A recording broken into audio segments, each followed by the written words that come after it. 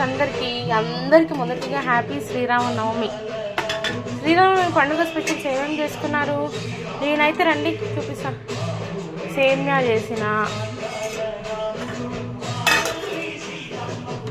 ఇంకా బొబ్బట్లు మొన్న వేసుకోలేదు ఉగాది కానీ ఇప్పుడు వేసిన బొబ్బట్లు, పులిహోర చాలా టేస్ట్ ఉంటుంది, చింతపండు పులిహోర. నెక్స్ట్ అందరికి ఎంతో ఇష్టమైన పూర్ణాలు. మీరు అందరు ఎలా చేసుకున్నారు పూజ? నేనైతే ఇలా చేసుకున్నా ఫ్రెండ్స్, నైవేద్యాలు పెట్టి. ఒక్కరు సంతోషంగా ఉండాలని ఆ దేవుణ్ణి కోరుకుంటున్నా. అందరికీ మళ్ళొక్కసారి హ్యాపీ శ్రీరామనవమి.